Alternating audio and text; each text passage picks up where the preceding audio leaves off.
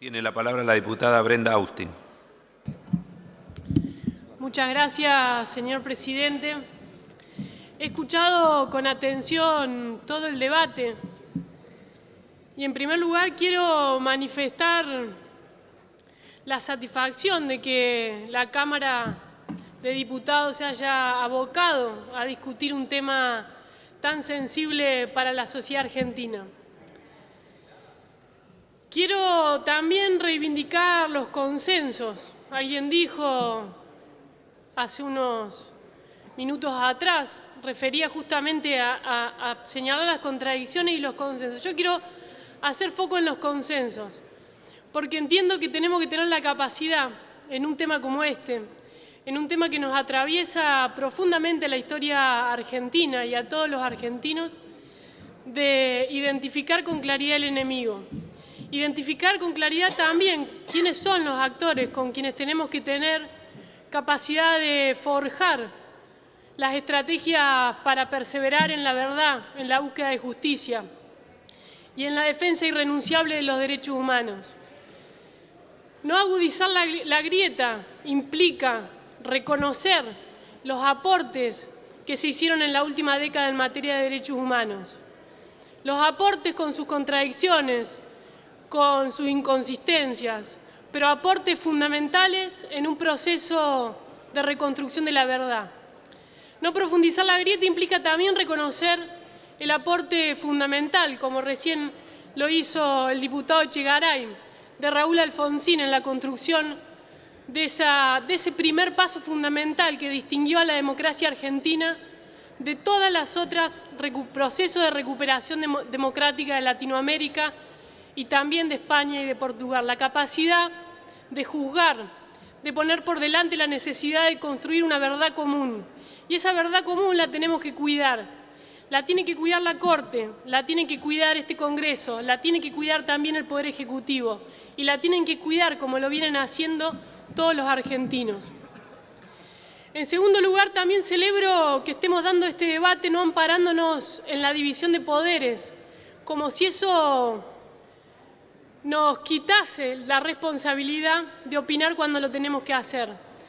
Nuestro sistema es sabio y establece justamente un mecanismo de pesos y contrapesos para que sea el Congreso el que levante la voz cuando lo tenga que hacer, que dicte las normas, que tenga necesidad de aclarar, para que interpele cuando también requiera la utilización de estos otros mecanismos. Y justamente eso es lo que hoy estamos haciendo acá, dando una discusión que es política, pero que también es jurídica y que también es constitucional. En tercer lugar, señalar en esta historia, digamos, que ha sido la democracia argentina y que también va de la mano de Raúl Alfonsín, lo que fue la reforma del 94, la incorporación con jerarquía constitucional de los tratados internacionales de derechos humanos, que pasaron a tener a partir de entonces la misma jerarquía que la Constitución Nacional, una jerarquía que es superior a las leyes, una jerarquía que es superior al Código Penal. Esa interpretación es la que yo entiendo que violenta el voto de la mayoría de la Corte Suprema de Justicia de la Nación. Un voto que no es armonioso, que no ha sido capaz de entender cuál era el juego de equilibrios que debía darse, en particular con la Convención Interamericana de Derechos Humanos. El artículo 75, inciso 22, establece que los tratados internacionales tienen jerarquía constitucional en las condiciones de su vigencia. Y eso ya lo ha dicho también la doctrina, quiere decir que deben ser interpretados conforme los fallos que dictan los órganos que crean estos instrumentos. En este caso es la Corte Interamericana de Derechos Humanos. La Corte Interamericana que ya en un fallo en Hellman contra Uruguay interpretó justamente cómo debía entenderse el sentido de la ley penal más benigna cuando estábamos hablando de delitos permanentes. Delitos permanentes como lo es justamente los delitos de lesa humanidad, la desaparición forzada de personas, delitos que no tienen fin, que aún al hoy no han tenido fin. ¿Cómo puede ser que el argumento justamente que se creó para poder sostener que son crímenes que son imprescriptibles, que no pueden ser amnistiados, que no pueden ser indultados, sea el mismo argumento bajo una lógica maniquea que se pretenda utilizar para aplicar una conmutación de pena. ¿Qué es sino una amnistía? ¿Qué es sino una condonación? La aplicación del 2 por 1 a los genocidas que hoy están presos.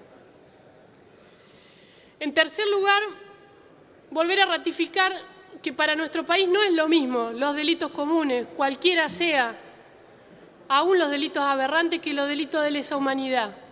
Porque esa interpretación no admite que sea de otra manera nuestro propio bloque de constitucionalidad, la norma más importante que tenemos para protegernos, para garantizar los derechos, para garantizar que nunca más vuelva a ocurrir.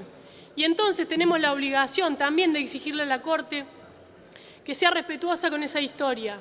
Nunca puede estar por encima la interpretación del artículo 2 del Código Penal que la interpretación armoniosa de la Constitución Nacional y los tratados de derechos humanos.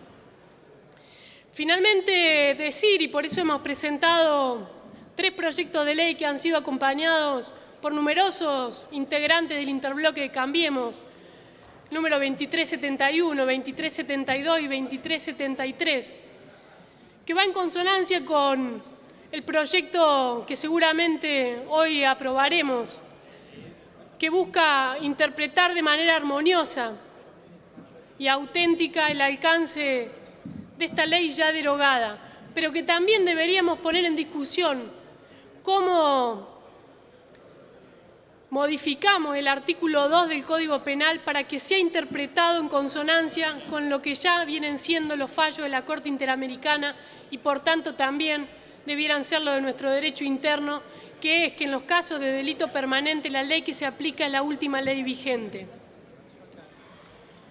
No hay interpretación posible, además, que pueda intentar equiparar las normas procesales penales a las normas penales. Otro error en el que creo que también cae la Corte. Y finalmente, para cerrar, decir que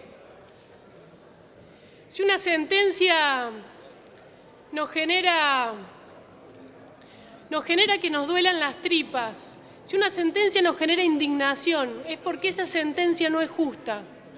Y no es cierto, como se dijo en alguna de las intervenciones, que esto es solo un debate teórico entre el ius naturalismo y el positivismo. Es un debate que ya la ciencia jurídica lo resolvió bajo una figura que es la de la sentencia írrita. La sentencia írrita justamente es aquella que tiene una injusticia extrema verificable. ¿Y qué sino una injusticia extrema verificable? Imaginar que si este fallo de la Corte se aplicara a los demás supuestos, tendríamos en la calle a muchos de los genocidas que con tanto esfuerzo nuestro país ha condenado.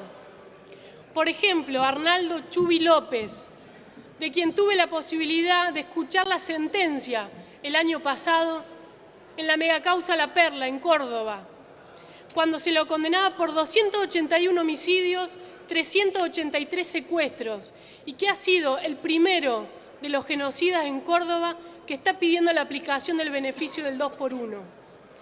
¿Qué es sino una sentencia injusta la que permite aplicarle a esta persona esos beneficios? A alguien que no solo no se arrepintió, sino que mientras escuchaba el fallo de la Cámara amenazó a todos los que estaban allí escuchando, haciendo una clara locución en el sentido de que la sed de venganza que ellos tienen sigue todavía en pie. Y finalmente recordar una vieja frase que nos enseñan a quienes estudiamos Derecho en los primeros años, que es la justicia.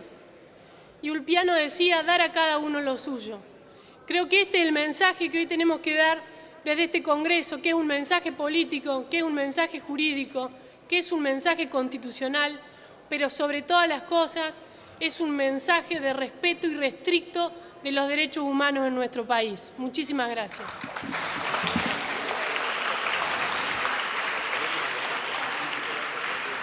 Gracias, señora diputada.